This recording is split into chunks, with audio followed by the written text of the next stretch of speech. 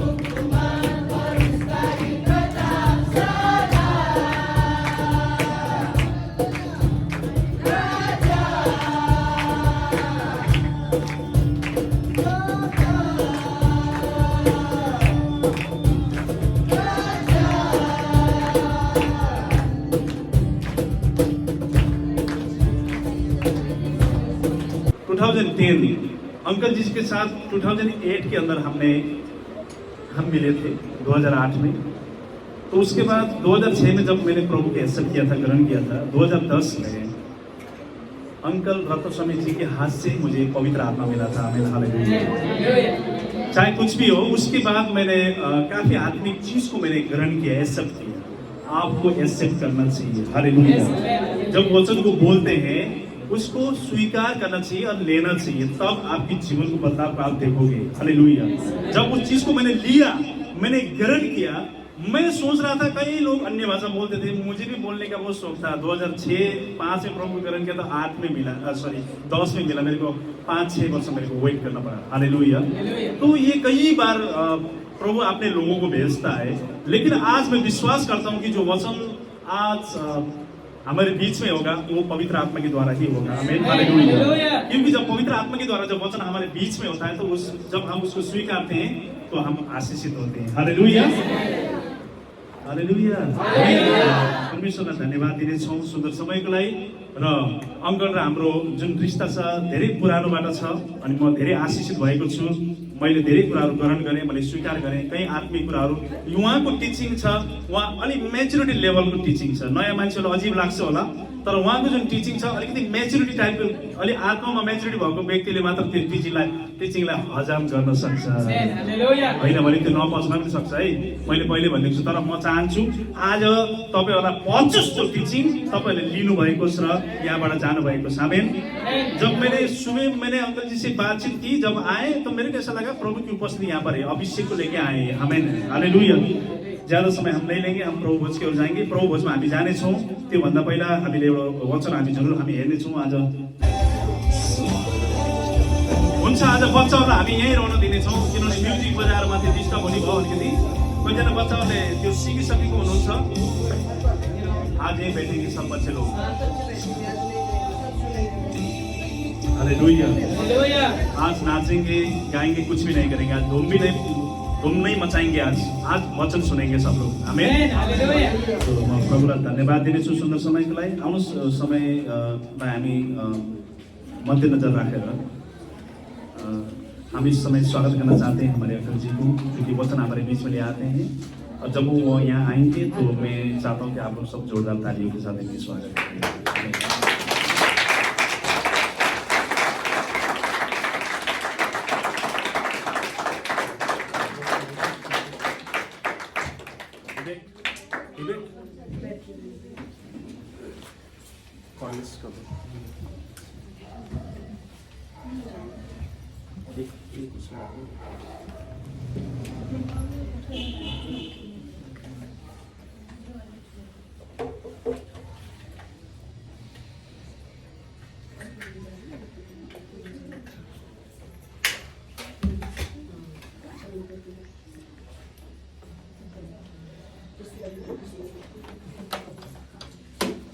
Hello, testing, testing, testing, test.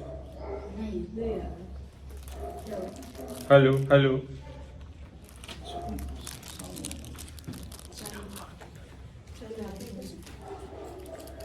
चलिए, जब तक ऑन करें मैं आपको ऑन हो जाता हूं मैं। कोई बात नहीं, सुनाई दे रहा है? जय मसीह की। कौन कौन मुझे पहचानते हो? अरे मुझे मत पहचानो, मगर यीशु को जरूर जान लेना। आमीन। क्योंकि ना मैं आपके लिए गाड़ा गया, ना मारा गया, ना जी उठाऊं तीसरे। आमीन। कौन जो जी उठा है उसको हमको जानना है। इसके अलावा आप बाकी चीजों को जानते रहेंगे तो बाकी सब चीजें भूल जाएंगे, यीशु को ना भूलना। आमीन। आज बड़े दिनों बाद में अक्सर आप लोगों के बीच में क्रिसमस पे मैसेज लेकर आता रहा हूँ। गए क्रिसमस शनियानी था और किसी कलीसिया में था, और मैं धन्यवाद देता हूँ विशेषकर सीमा जी के लिए और विनोद के लिए।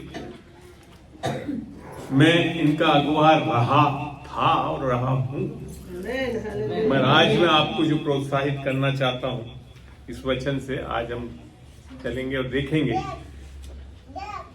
कि मैं पहला सबसे आशीषित एक बड़ा अच्छा लगा कल का दिन शाम को, जब पास्टर विनोद और सीमा ने मेरे लिए प्रार्थना करी हाथ, और मैंने चंगाई पाई बहुत जबरदस्त। मैं कई दिनों से कमर के दर्द और मैं बीच में तो कुर्सियों के लिए कुशन और खरीद लिया था, मैं आज नहीं लेकर आया। इसीलिए मैंने कहा कि आज बैठ सकूंगा और कुछ नहीं होगा, क्योंकि जब प्रभु चंगा करता है तो संपूर्ण रीति से चंगा करता है।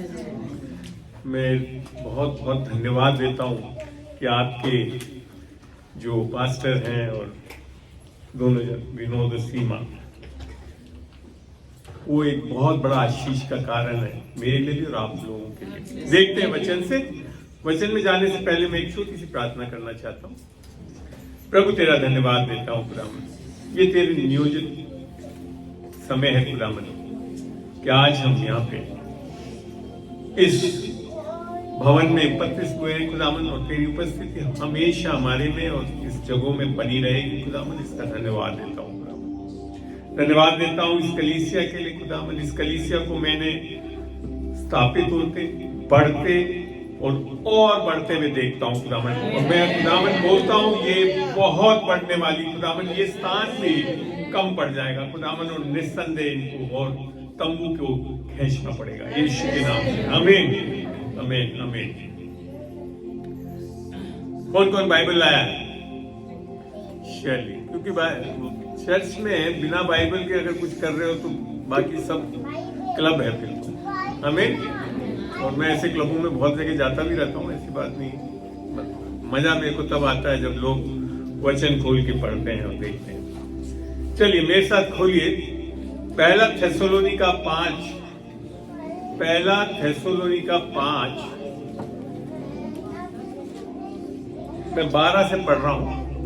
मैं ही पढ़ूंगा इसके लिए कि आप जानते हो कि मैं जनरली जब भी मैं सेविकाई करता हूं तो मैं रिकॉर्ड करता हूं और YouTube पे डालता हूं ताकि आगे भी आप लोग उसको सुन सकें और उससे लाभान्वित हो सकें।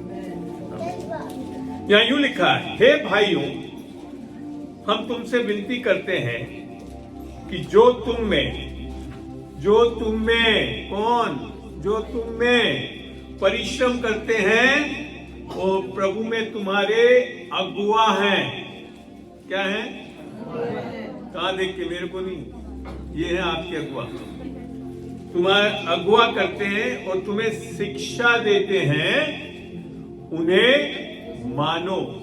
मेरे को ना भी मानो तो जरूर इनको मानना, क्योंकि वचन बोलता है। आमीन।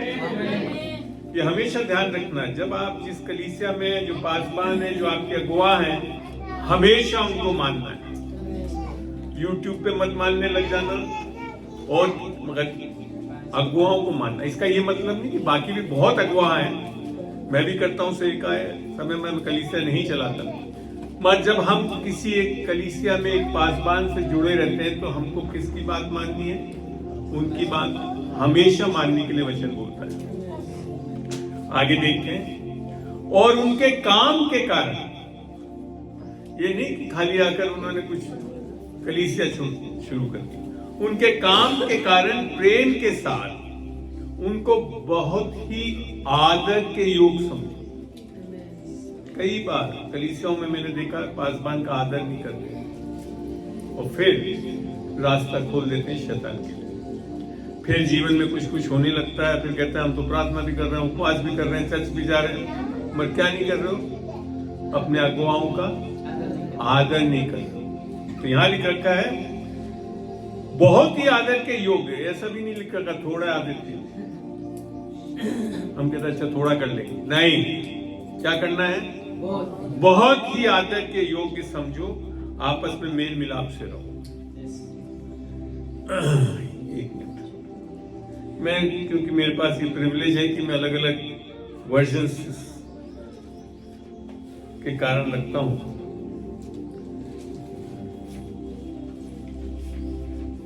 एक और वर्जन में यूं लिखा है, हमारा तुमसे निवेदन है कि उनके काम के कारण प्रेम के साथ उन्हें पूरा आदर देते रहो। एक दिन ही नहीं देना है, देते रहो हमेशा, और परस्पर शांति से रहो, और आपको कलीसिया में शांति से रहना है। ये सारी चीजें बहुत ध्यान से सुनिए। आज आपके आत्मिक उन्नति की चीजें आपको मिल रही है, और ये वचन, और मैं आज आपको ज्यादा कुछ नहीं बोलूंगा, पूरा वचन सिखाता हूं। हे भाई, हमारा तुमसे निवेदन है कि आलसियों को चेताओ। इसमें पास्टर की जिम्मेदारी नहीं डाली है, खाली अगुवाओं की जिम्मेदारी नहीं डाली है, ये आप सबकी जिम्मेदारी है। आप में जो आलसी हो मिलेंगे, हर कलीसिया में मिल जाएंगे। आप कोई भी परफेक्ट कलीसिया नहीं बन जाती है, मगर कब बनती है परफेक्ट? जब ये सब चीजें आप करोगे तो। हे भाइयों, हमारा तुमसे निवेदन है कि आलसियों को चिताओ, डरपोकों को प्रोत्साहित करो। कितने लोग डरते हैं? सच सच बताओ, नहीं आता डर? तो पता है डरपोकों के लिए क्या लिख रखा है? वचन में लिखा है सबसे पहले डरपोकों को आग की झील में डाला जाएगा। क्यों नहीं डरना है? क्योंकि परमेश्वर जो है उसने हमारे को डर की आत्मा दी, परंतु सामर्थ, सद्बुद्धि और प्रेम की आत्मा दी। आमीन। दोनों की सहायता में रुचि लो, सबसे साथ धीर, सबके साथ, किसी एक दो जन के साथ नहीं। अच्छा एक के साथ तो धीरज रखूंगा, दूसरे के साथ नहीं, सबके साथ धीरज रखो। हो सकता है आपको ये वचन जैसे मैं पढ़ रहा हूँ ऐसा नहीं मिल रहा होगा आपकी बाइबल, ऐसा है कुछ? ये अलग वर्जन, चलो मैं आपके वर्जन में कोशिश करता हूँ। वहाँ पे मेरे पास जो वर्जन है ये ERV और IRV है, ये नहीं, पहला थेसलोनिका में ही चल रहा हूँ, पहला थेसलोनिका में ही चल रहा हूँ। कहाँ तक पहुंचा हूँ? 14 तक पहुंचा। अब पढ़ते हैं 5 का 15। देखो कि कोई किसी से बुराई के बदले बुराई ना करे। हमारा जो स्वभाव, जो पापी स्वभाव, अगर हम उतार नहीं पाए तो क्या करते थे? अच्छा इसने मुझसे ऐसा कहा, मैं बताता हूं, ये नहीं आना चाहिए। रोमियो में भी ये लिखा था, बुराई को भलाई से जीत। आप बुराई को बुराई से कभी नहीं जीत पाएंगे, क्योंकि इतना मैं जानता हूं आज इतनी सेविकाई करके, इस वचन ये आत्मिक नियम है, इसके अलावा कुछ नहीं होता। इसके अलावा जो कुछ होता है वो फिर शैतानी नियम है। हमें तो क्या करना है हमको?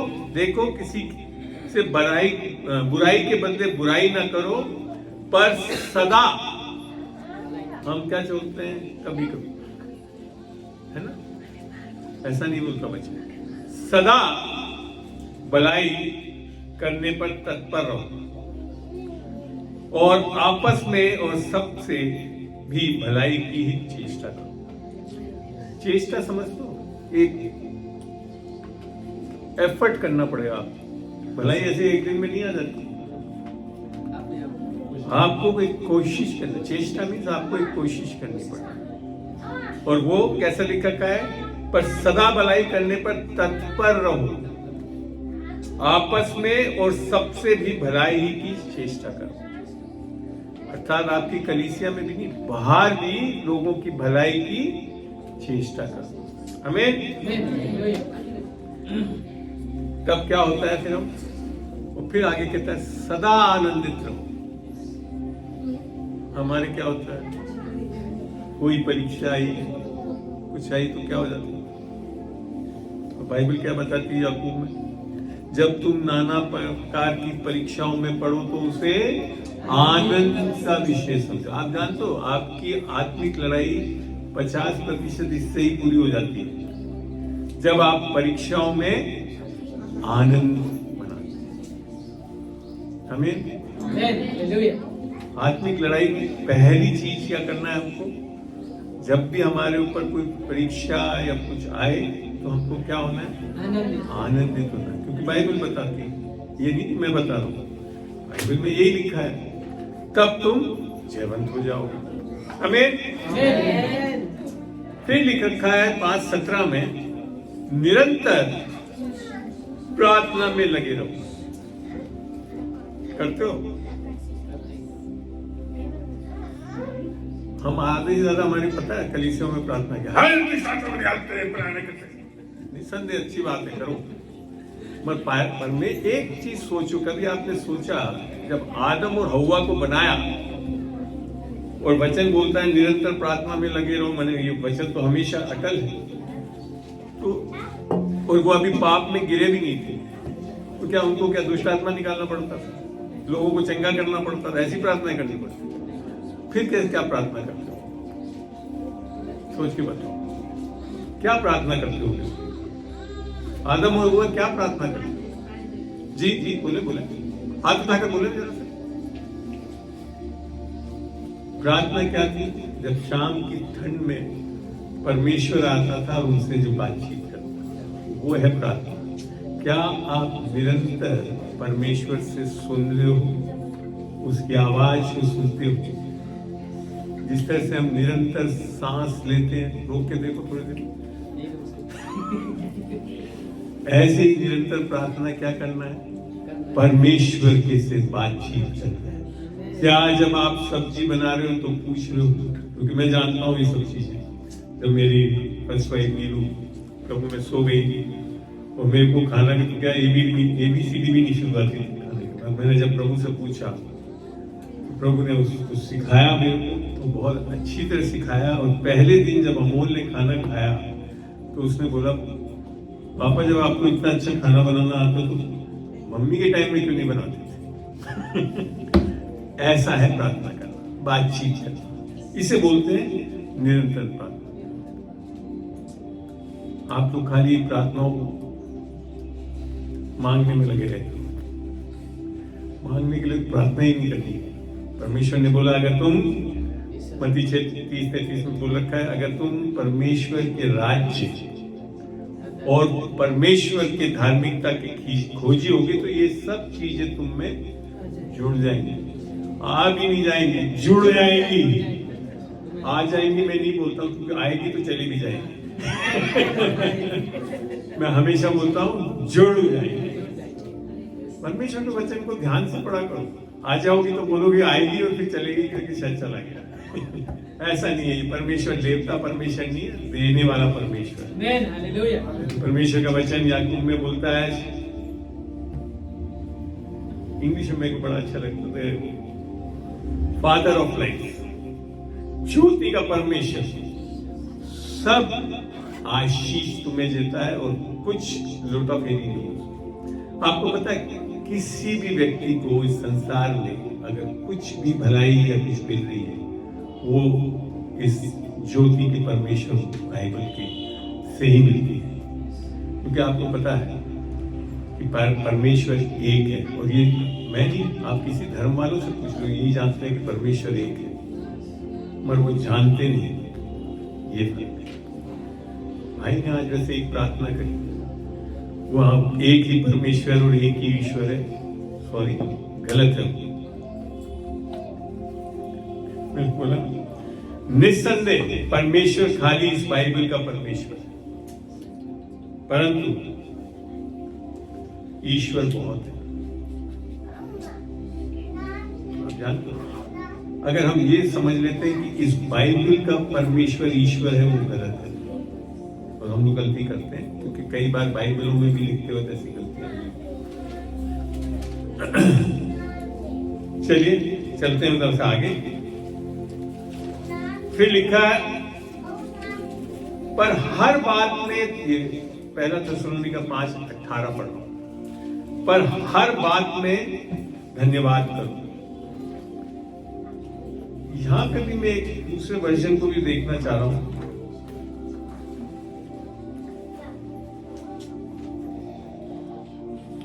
दूसरे वर्जन में लिख रखा है 5, आपके बाइबल में क्या लिख रखा है? 5:18, हर बात में धन्यवाद करो, क्योंकि तुम्हारे लिए मसीह यीशु में परमेश्वर की यही इच्छा है। यहाँ एक वर्जन में लिख रखा, हर परिस्थिति में परमेश्वर को धन्यवाद करो। फर्क ये है, हर बात में धन्यवाद करने से एक गलत चीज कर लेते हैं। जब हमारा टांग टूट जाती तो हम कहते हैं परमेश्वर धन्यवाद। परमेश्वर परिस्थिति के लिए नहीं धन्यवाद करने दे रहा है, हर परिस्थिति में धन्यवाद करने के लिए बोल रहा है, क्योंकि वो परमेश्वर है। आज बात समझ में आ रही है? बात ये बहुत अहम बात है, और मैं दिखाता हूं इसको। चलते हैं भजन संगीता पढ़ते हैं हम। 23 में लेकर चलता हूं। अच्छा लग रहा है? हमें इस भजन संगीता को करीब करीब सब लोग जानते हैं। मैं इसकी एक से ही शुरू कर रहा हूं। यहोवा मेरा गडेरिया है, जो कुछ भी मुझको अपेक्षित। चलिए वर्जन बदल देता हूं, आप लोग के वर्जन के इस तरफ ले आता हूं मैं।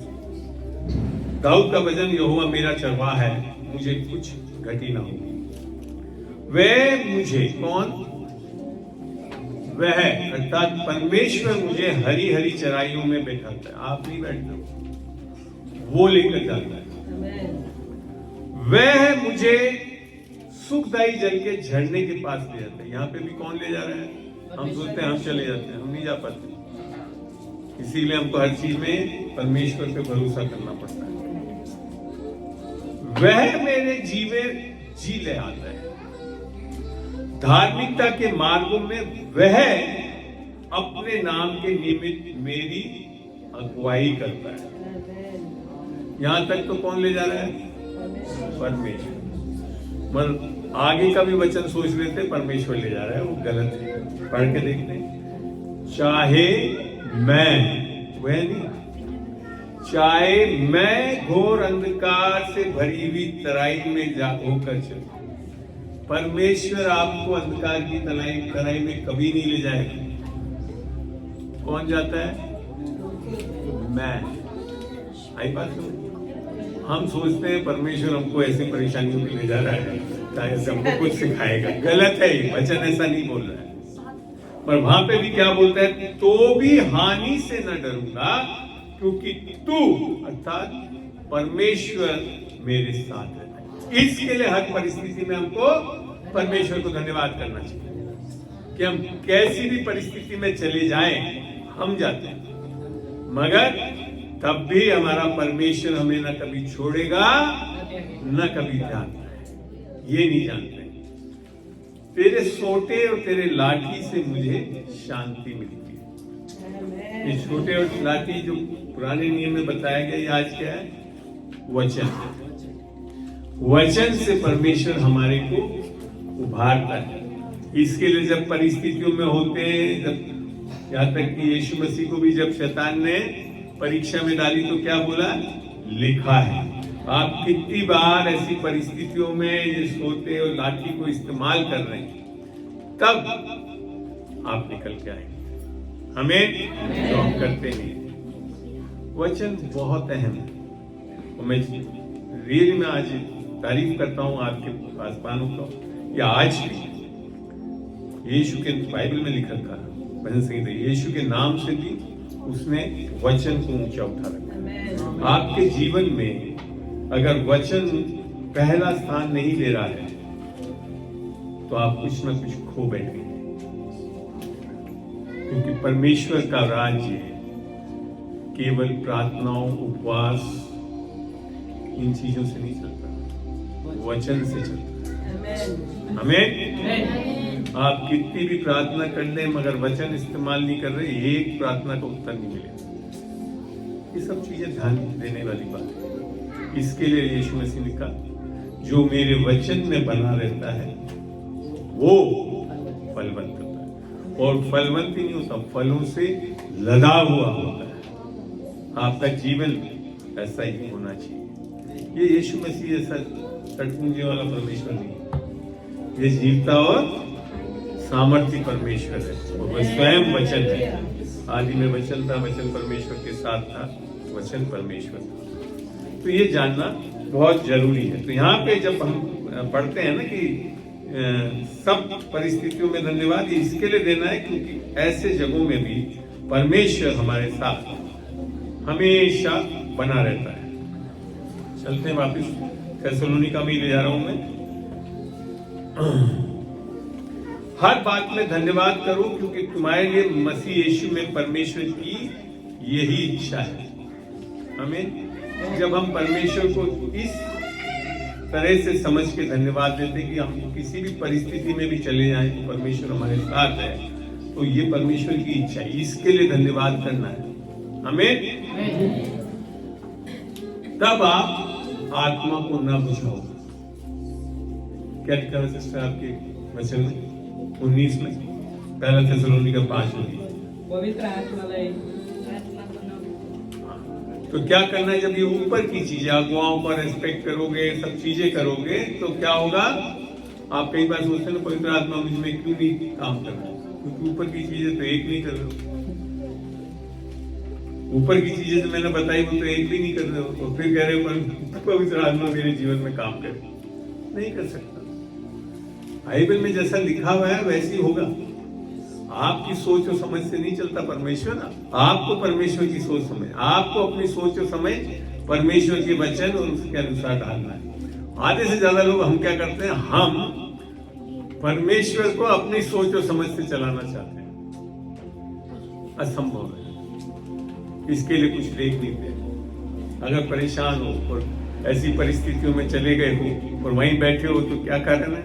क्योंकि आप अपनी सोच और समझ से निकलना चाहते हैं। हमें कभी नहीं परमेश्वर की सोच और समझ से चलना है। भविष्यवाणी को तुच्छ न जाने, ये बहुत जरूरी है। आपको जीवन में बहुत परिस्थितियां ऐसी आई और मैं प्रभु का धन्यवाद देता हूं, आपके पास्टर मेरे अक्सर भविष्यवाणी जो दी उन्होंने, वो मेरे बहुत उन्नति का कारण है उनके ऊपर एक अभिषेक जो करते हैं। उनकी भविष्यवाणियों को हमेशा कदर करना, हल्के में मत छोड़ देना। हमें लिखा है, यही लिखा, भविष्यवाणी को तुच्छ न जाने। फिर आगे लिखा है, सब बातों को परखो। क्या लिखा है? सब बातों को परखो, अच्छी है उससे पकड़े रहो। अच्छी है उससे पकड़े रहो। हम क्या करे रहते हैं? परखते भी नहीं और सब बातों को पकड़े रहते हैं, चाहे वो बुरी भी हो उसको भी पकड़े रहते हैं। ऐसा वचन नहीं होता। ये आपको करना है, परमेश्वर नहीं कर रहा है। ये आपको करना है कि आपको ये वचन दे दिया, वचन में जो लिखा, अगर यहाँ लिखा का व्यभिचार करना बुरा है तो परख लिया, अब उसको फिर छोड़ना है और सही बातों को। परमेश्वर का लिखा का हमको प्रेम करना है, अब प्रेम को परख लिया, प्रेम करना है तो क्या करोगे आप? हाँ, मैं परमेश्वर को प्रेम करता हूं, मैं बीवी से प्रेम नहीं करूंगा, गलत है। फिर आपने सही परखा ही नहीं वचन में लिख रखा है, जिस, और विशेषकर मर्दों के लिए लिख रखा है, जिस प्रकार यीशु ने अपने कलीसिया को प्रेम करा वैसे अपने पत्नियों को प्रेम करो। और पत्नियां खुश हो रही हैं कि अब मुझे तो प्रेम, अब पत्नियां ये खुश हो रही है कि हमें तो नहीं प्रेम करना। ऐसा नहीं, वहां पूरा पढ़ना है, 105 में से मैं बता रहा हूँ। वहां लिख रखा केवल अपने पतियों की अधीनता में रहना। हमारी पत्नियां आजकल संसार की कई पतियों की अधीनता में जाना चाहती हैं, बिल्कुल गलत है। बात समझ में आ रही? परखना जो मैं बता रहा हूँ, क्या परखना है हमको? वचन से। ये है कसौटी हमारी परखने की।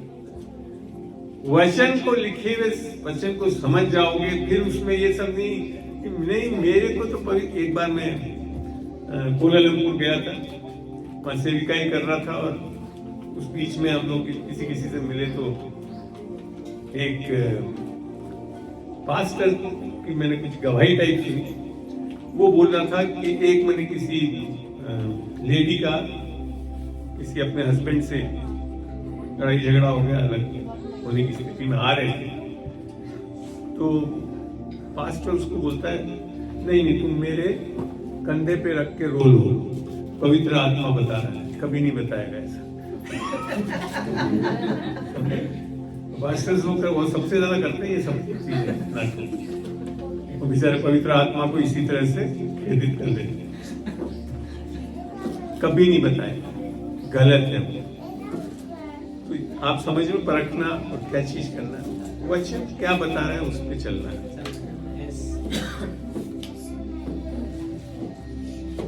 एक पहला थिस्सलुनीके 5:22 आप देख रहे हैं, बाइबल का एक चैप्टर का कुछ अंश बता रहा हूं मैं आज, मगर कितना सामर्थ्य सत्य छुपा हुआ। सब प्रकार की, सिगरेट तो छूट गई, दारू छोड़, ऐसा नहीं लिखा। सब प्रकार की बुराई से बचे रहो, अलग ही नहीं, ऐसा नहीं कि सामने रख के अलग रहो, बचे रहो। बचने का क्या मतलब है? जब यूसुफ को क्या हुआ, जब उस पोटीफर की वाइफ ने कहा तो वो अपना कोट भी छोड़ छाड़ के बचे रहो। वहां ये सब दिमाग में नहीं लगा, नहीं मैं संभाल लूंगा। कुछ नहीं संभाल पाओगे। बुराई से बचे रहना अर्थात बहुत दूर, इंग्लिश में आता है ना, कीप सेफ डिस्टेंस, ज्वलनशील चीजों में उसमें लिखा था। ऐसे रहना हमारे को जीवन में बुराई से। आमीन। समझ रहे हो? बोलो हालेलुया। अब आगे बढ़ते हैं। बस जब मेरे को रोकना चाहे रोक लेगा, मैं बुरा नहीं मानता, लेकिन कहीं ऐसा नहीं कि रात को 12 बजे से बोला। चलिए, अब लिखा है शांति का परमेश्वर आप ही तुम्हें। यहां तक मैं अभी वचन मैंने शेयर नहीं करा था, ये तो इनके लिए मैंने आपको बताया कि कैसे रहना। वचन तो अब मैं शेयर करने वाला हूं। आमीन। तैयार है? चलिए, शांति का परमेश्वर आप ही तुम्हें पूरी रीति से पवित्र करे, तुम्हारी आत्मा, प्राण और देह हमारे प्रभु यीशु के आने तक पूरे और निर्दोष सुरक्षित रहे। कौन कौन चाहता है ये? तो क्या करोगे? बुराई से बचना है, सब बातों को परखेंगे, अच्छे बातों को पकड़ेंगे। सब मैं जानता था ऐसी आएगा, क्योंकि मैं ऊपर ही बता चुका। यहाँ वचन बहुत स्पष्ट बताता है, आगे वाला वचन बताता है। 24 में लिखा है, तुम्हारा बुलाने वाला विश्वास योग्य है और वो ऐसा ही करेगा। ये जो बातें लिख रखी है, आत्मा, प्राण और शरीर, ये परमेश्वर आपको बचाता है, परमेश्वर रखता है। और इसको आज हम वचन से देखते हैं कि हमारे को परमेश्वर कैसे सुरक्षित रखता है। हम किसके बने हुए यहाँ लिख रखा है? आत्मा, प्राण और शरीर, इन चीज। परमेश्वर जब भी काम करता है,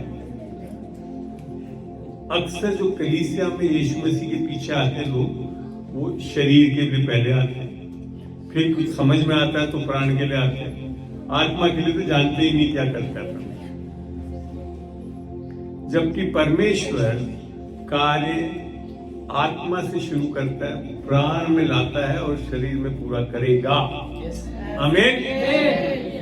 ये बाइबल का सत्य है और इसको आज हम वचन से देखते हैं।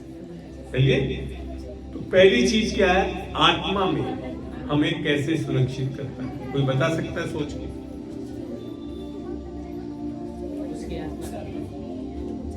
और कोई? आपने बोला भाई ने आत्मा डाली। आत्मा कैसे डालता है? कोई और बता सकता है? आप नहीं बताओ, आत्मा कैसे डालता है? अभी बोल रहे थे ना, छूले छूले आत्मा से भर दे, तो आएगा कैसे? हाँ बोले।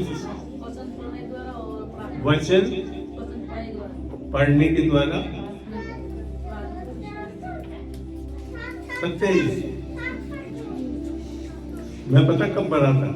40 साल की उम्र में ईसाई होते हुए वचन नहीं पढ़ता। 1998 में जिस दिन मैं भर गया, उसके बाद वचन पढ़ना शुरू किया। ये बहुत बड़ी भूल करते हैं। बाइबल में लिख रखा है, तुम, यूहन्ना 5 में लिखा है, तुम पवित्र शास्त्र को ढूंढते हैं। लिखा 5 में है, और लिखता है तब भी तुम मेरे पास नहीं। ढूंढोगे कैसे? वचन जानोगे जब भी ढूंढोगे ना। तो वचन पढ़ने से नहीं भरता, यीशु मसीह के पास आने से भरे। पहला कदम क्या होना चाहिए? बाइबल के हिसाब से देखते हैं, तब समझ में आएगा। पढ़िए यूहन्ना का 6 का, यूहन्ना 6 खोलते हैं। अच्छा लग रहा है? सीख रहे हो? देखो, आप बुरा न मत मानना। आज अगर मैं आपको कोई चीज बता रहा हूं तो उससे करेक्ट हो जाना, अर्थात अपने आप को वचन के अनुसार ढाल लेना। आप जो बोल रहे हो वचन पढ़ने में कोई गड़बड़ी नहीं है। मैं अभी जो चीजें आपको बता रहा हूँ सब वचन से बता रहा हूँ। इसका ये मतलब नहीं कि वचन नहीं पढ़ना है, कि अंकल ने बोल दिया यीशु के पास आ जाएंगे तो पढ़ जाएंगे। मैं आज सब चीज वचन से ही बता रहा हूँ। आप पढ़ते हैं 6 का 1। इन बातों के बाद परमेश्वर की जो इच्छा थी, प्रारंभिक इच्छा जो है, आज भी और हमेशा रहेगी जब तक ये जगत है। यीशु मसीह आने के बाद उठाने, वो सब बात अलग है। अभी आज जिस परिस्थिति में है, तो परमेश्वर यीशु मसीह की इच्छा है 2 जन के लिए। जो एक इच्छा तो पूरी हो चुकी है, वो था यीशु मसीह के लिए क्या इच्छा थी। उसको पढ़ते हैं 6:39 यूहन्ना 6:39 में लिखा है, मैं जरा मैं ही पढ़ देता हूँ। और मेरे भेजने वाले की इच्छा ये है, ये यीशु बोल रहा है, कि जो कुछ उसने मुझे दिया है उसमें से मैं कुछ ना कहूं। आपको पता है, अगर आप एक बार यीशु मसीह में आ गए तो कभी आप नाश नहीं। क्यों? क्योंकि यह वचन बोल रहा है, परंतु उसे शांति अंतिम दिन पर जिलाओ। कौन कर रहा है? हम कर रहे हैं। अब समझ में आ रहा है, शांति का परमेश्वर आप ही तुम्हें पूरी रीति से कौन कर रहा है? ये यीशु मसीह। परमेश्वर की इच्छा इसी के लिए थी। अगर हम वचन पढ़ने से आत्मा से भर सकते तो यीशु को आने की जरूरत नहीं। आई बात समझ में? प्रारंभिक इच्छा क्या है? यीशु को इसके लिए भेजा ताकि हम, और अगली इच्छा 6:40 में लिखता है, क्योंकि मेरे पिता की इच्छा ये है। ये किसके लिए है? आपके लिए, आपके लिए, आपके लिए, आपके लिए, मेरे लिए। क्या इच्छा है? कि जो कोई पुत्र को देखे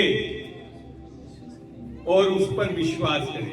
यहां बहन आप जो बोल रही थी ना, वचन में आज यीशु मसीह दिखेगा नहीं आपको, पर कहां दिखता है? वचन पढ़ना सही है। किस लिए वचन पढ़ना है? कि वचन पढ़ने से आत्मा में नहीं बढ़ता है, यीशु दिख जाएगा इसमें आप। हमें जो कोई पुत्र को देखे और उस पर विश्वास करे वह अनंत जीवन पाए, और मैं उसे अंतिम दिन पर फिर जिलाऊं।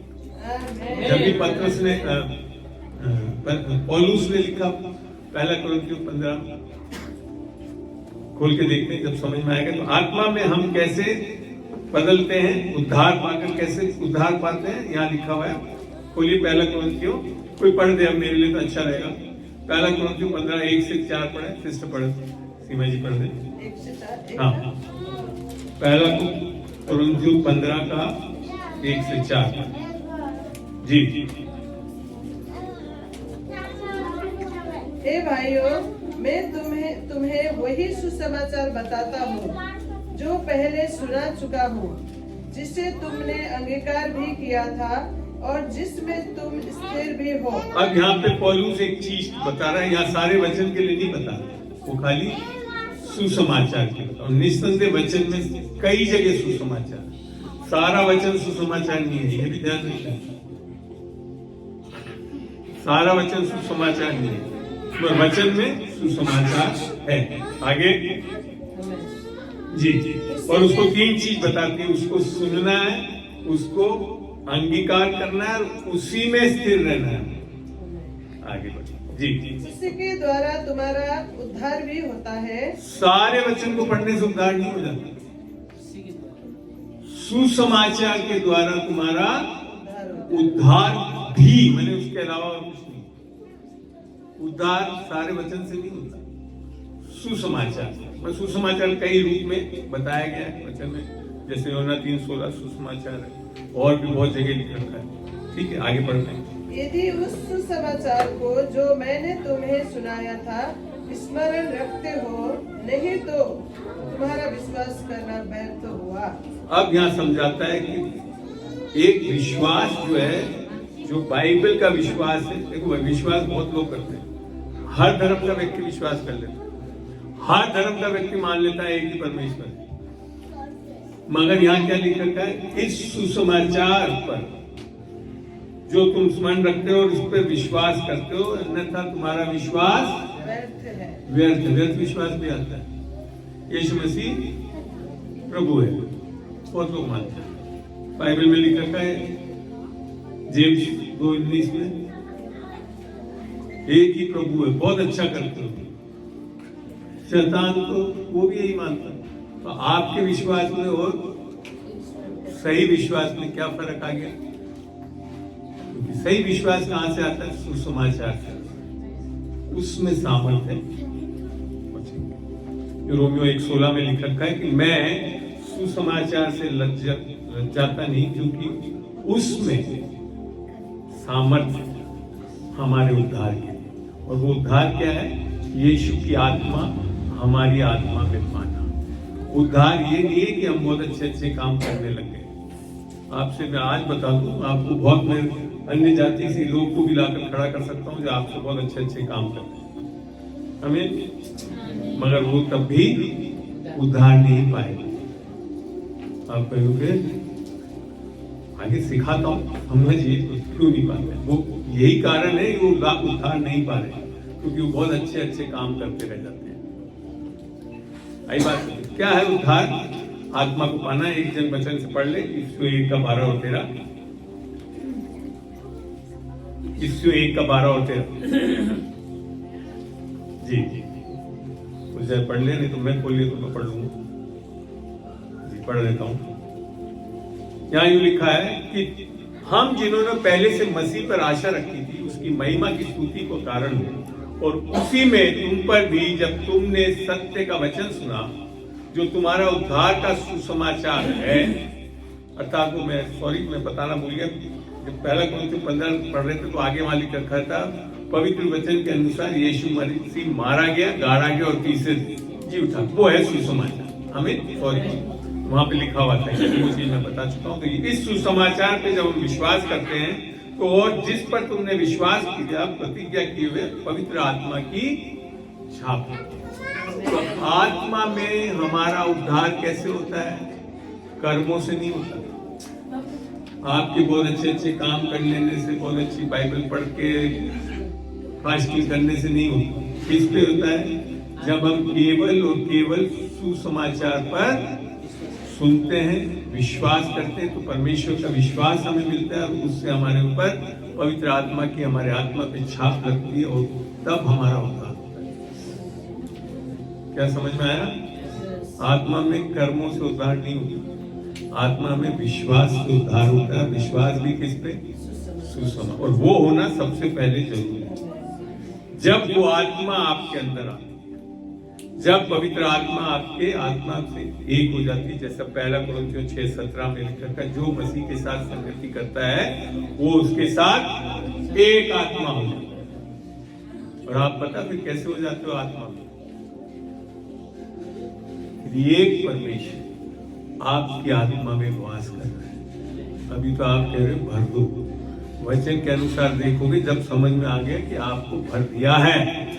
जिस दिन आपने उद्धार पाया। पढ़ते हैं कुलुसियों का 2 का 9 और 10 पढ़ के देखते हैं। देखो अविश्वासियों के बीच में ये गाना गाना बहुत अच्छा लगता है। मैं चूल्हे चूल्हे भर, और जो भी सही है। जब एक्स में जब भरे हुए थे तब भी उन्होंने वापिस भर दिए गए, वो भी सही है। मगर अगर आप ये सोच रहे हो कि रोजाना भरते रहना है हमको, ये मैं आप इस चीज से मैं थोड़ा सा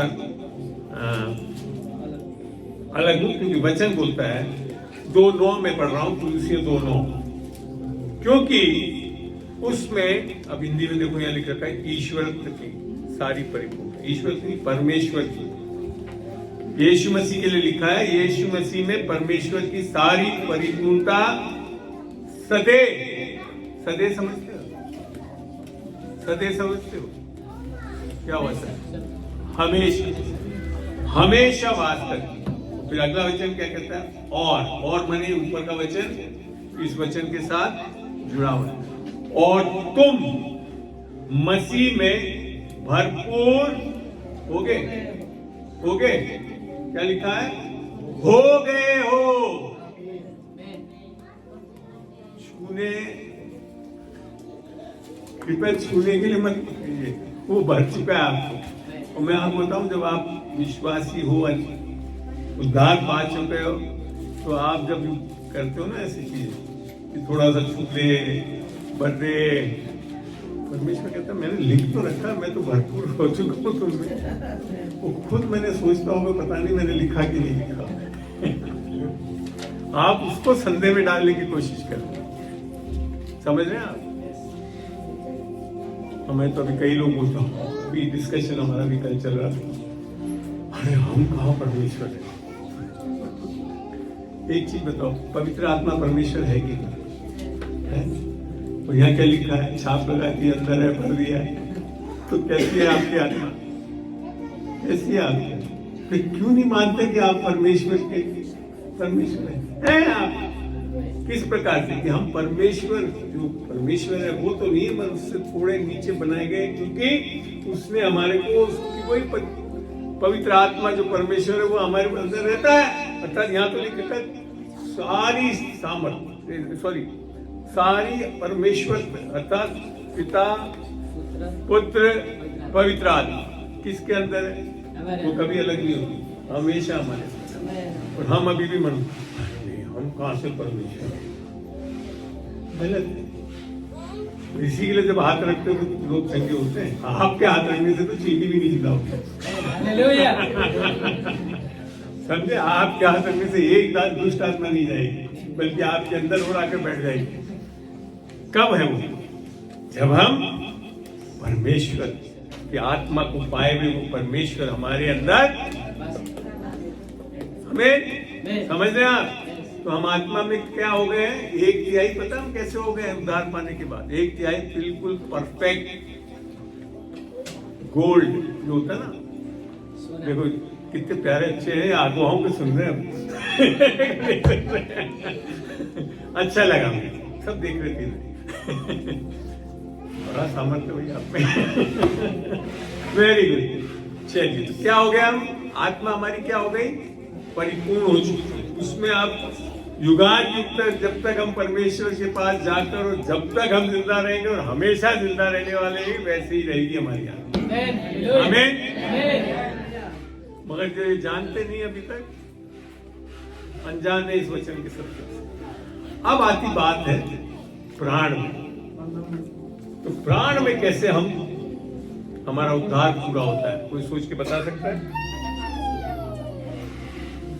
12:30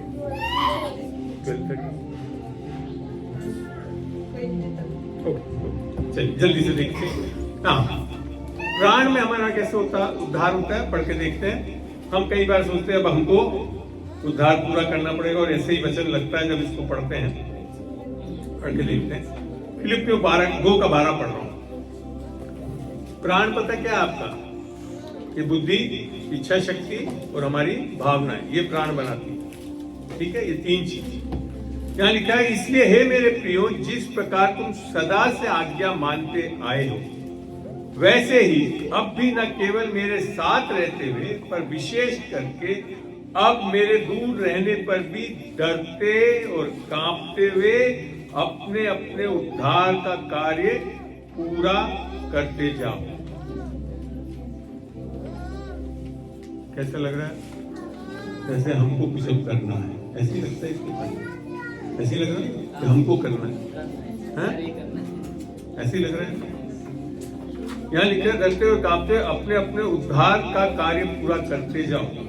उद्धार में हमारा हो चुका है, समझ में आई बात? उसको कोई पूरा नहीं करना है। पर जब उद्धार पा लिया है तो प्राण में कैसे पूरा होता है वो आगे देखते हैं। 2:13 वहां वापिस शब्द आया क्योंकि मैंने ये जो आयत है ये ऊपर वाली आयत से जुड़ी हुई। कैसे होता है? क्योंकि परमेश्वर ही है। कौन? मैं नहीं करता हूं, परमेश्वर ही है जिसने अपनी सुइच्छा, मैंने बताया ना हम क्या चीज के बने हैं प्राण में? हाँ, आत्मा नहीं, प्राण 3 चीज का है। आपकी बुद्धि, इच्छा शक्ति और भावनाएं। तो यहाँ क्या लिखा है? जिसने अपनी सुइच्छा, इच्छा कौन दे रहा है? प्राण में इच्छा कौन देता है? निमित्त तुम्हारे मन में, यहाँ आत्मा में नहीं करता है। मन में इच्छा और काम दोनों बातों करने का प्रभाव डालता है। मगर प्रभाव जब डालता है तो उसको लेकर पूरा करना किसका काम है? आपका और हमारा काम। तो यहाँ पे भी प्राण में भी हमारा उद्धार कैसे हो रहा है? परमेश्वर के अनुग्रह से, आपके बल से नहीं होता। जब हम उसके सुनने वाले हो जाते हैं, परमेश्वर की, जब परमेश्वर हमारे अंदर है, परमेश्वर हमारे हृदय में क्या, हृदय से हमारे मन में क्या डालता है? सुइच्छा डालता है। ये मत कर, ये कर, आज चर्च जा, आज वचन सुन, वचन पढ़। वो क्या है? वो परमेश्वर आपके अंदर इच्छा डाल रहा है, मगर उसको हम दबा सकते। चुनना हमारे हाथ में, स्वेच्छा तो दे रहा है वो, चुनना हमारे हाथ। आमीन। तब जाकर। और प्राण कैसे शुद्ध होता है? वचन से। यूहन्ना 17:17 में बोल रहा है ये सत्य है और सत्य तुम्हें आजाद भी नहीं कर। पढ़ के देखते हैं, खोल लीजिए और पढ़े। यूहन्ना 17:17 को पढ़े।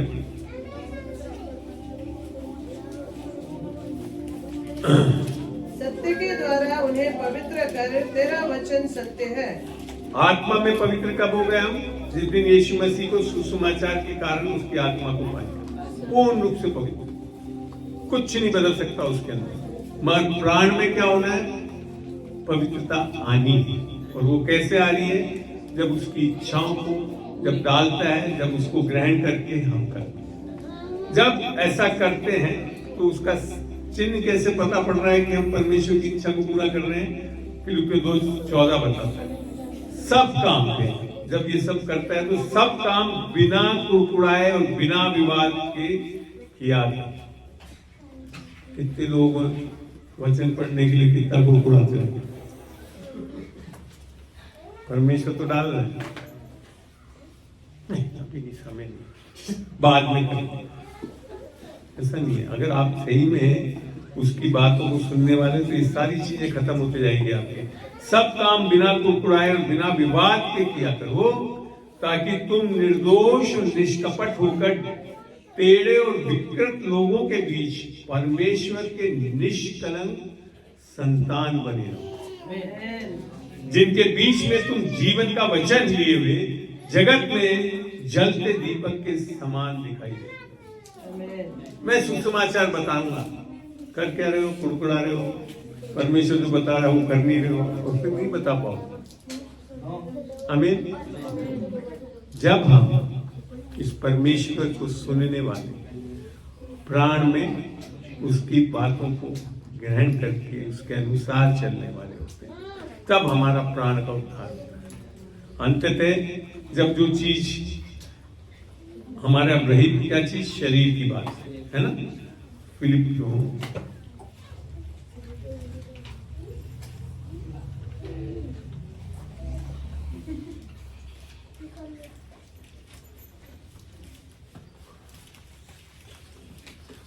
मैं बोल रहा हूं,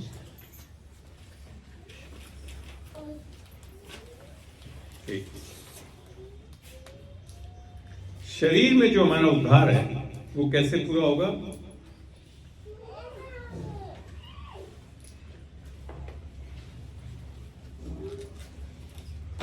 तीन 20 पढ़ रहा हूं, फिलिपियों 3:20। पर हमारा स्वदेश स्वर्ग में है और हम एक उद्धारकर्ता प्रभु यीशु मसीह के वहां से आने की प्रतीक्षा करते हैं। वह कौन? प्रभु। वह अपने शक्ति के उस प्रभाव के अनुसार जिसके द्वारा वह सब वस्तुओं को अपने वश में करता है, हमारी दीनहीन देह को वो रूप बदलकर अपनी महिमा के देह के अनुकूल बना देता। कौन कर रहा है वापिस? परमेश्वर। इसके बोला शांति का परमेश्वर आप भी तुम्हें पूरी रीति से आत्मा, प्राण और शरीर में बात सिद्ध करता है। यीशु मसीह के आने तक वो पूरा करेगा। ये आपके कारण नहीं होता, मगर कब होता है? जब आप यीशु की आवाज को सुन के उसकी आत्मिक अधीनता में, आत्मा में चलने लगते। और आज भी कई विश्वासी होते हैं उद्धार पाने के बाद भी आत्मा से चलते नहीं है। ये चीज गलतियों में लिखा हुआ है। इसके लिए हमको पहले उद्धार पाना है और फिर आत्मा से चलना, तब आपका आत्मा, प्राण और शरीर का उद्धार पूरा होगा, और तब जाकर एक एक जन हम परमेश्वर के उपयोगी हो सकते हैं। आमीन। यहीं मैं समाप्त करता हूँ। प्रभु का धन्यवाद हो। प्रभु तेरा धन्यवाद देता हूँ खुदावन इस वचन के लिए। निस्संदेह खुदावन तेरी ओर से है खुदावन, आज जो बीज यहाँ बोए गए हैं खुदावन, वो निस्संदेह खुदावन सीधा 100 गुना लाएंगे। क्योंकि जीवता परमेश्वर का जीवता जो नाश ना हो सकता वो बीज है खुदावन। ये लोग तेरी आवाज को सुन के अपने हृदयों को नम्र करें, उसको उपजाऊ करें तेरी आत्मा के द्वारा। धन्यवाद देता हूँ, यीशु के नाम से मांगता हूँ। आमीन आमीन।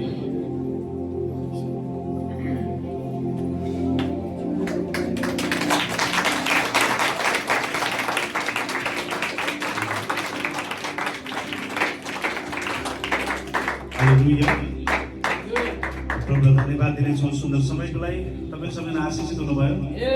परमेश्वरको वचन सुनेर प्रभुलाई हामी धन्यवाद दिनेछौँ। आउनुहोस् हामी आफ्नो स्थानमा अब हामी खडा हुनेछौँ यस समय र हामी आफ्नो जीवनलाई प्रभुको हातमा समर्पित गर्नेछौँ यस समय जब हामी यहाँबाट जानेछौँ। जब मैं पढ़ूं देव शक्ति मेरी मुश्किलों में साथ तू है खड़ा, मेरा खालीपन जो था तूने भरा। अपने हाथ को उठाते हुए मेरी मुश्किलों में अगर आपको प्रार्थना चाहिए कि अगर आगे आ सकते हैं हम आपके लिए दुआ करेंगे। हम जी आपके लिए दुआ करेंगे। प्लीज कम फॉरवर्ड, आप लोग आगे आए।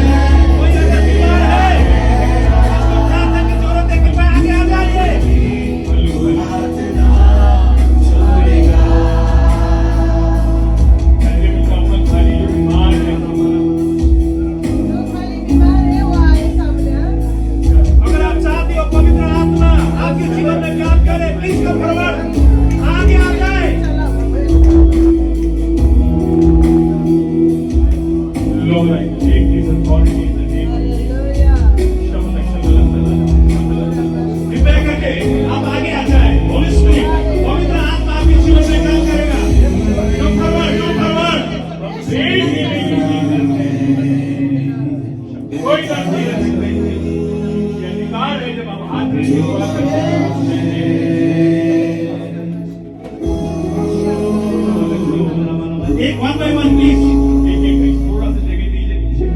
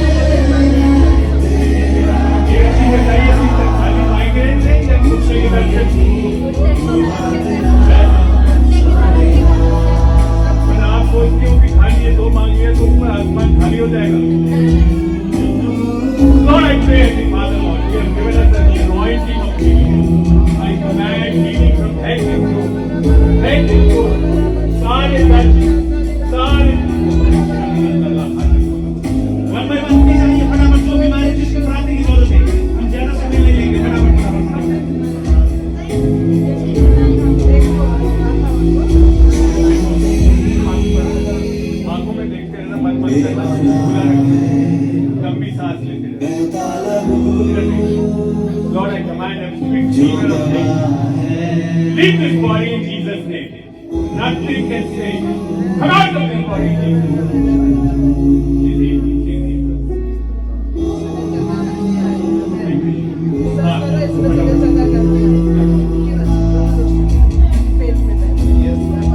वैसे मैं अक्सर आश्रय की दुआएं करता हूँ।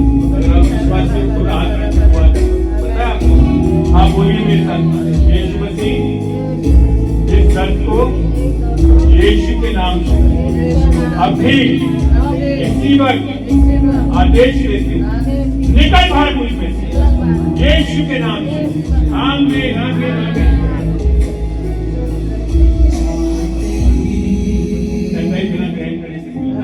यीशु को ग्रहण करने के लिए क्या बात जो दवा और आप देखते जाइए, आप बोल सकते हो ना, आपको विश्वास नहीं, यीशु के नाम से सारी सपनाओं को यीशु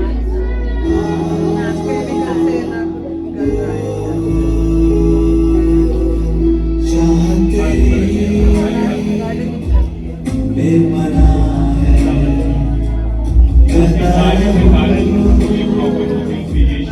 जो दवा जिंदगी है तो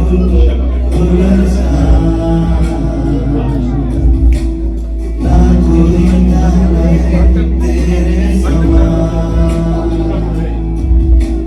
जिंदगी है तो Lord, in the name of Jesus, I command this back pain never to come in, never to come in. तेरे समान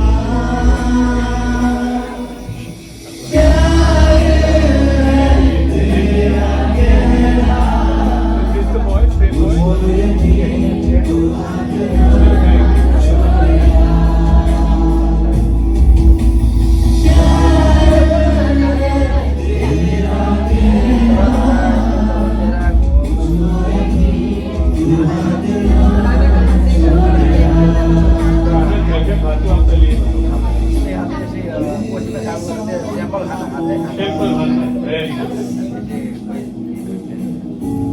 खुदावंद तेरा वचन कहता है जब हम विश्वास के हाथ रखते दुआ करते हैं हर प्रकार की बीमारी यीशु के नाम से, हर पेट के जलन को दर्द यीशु के नाम से दूर कर।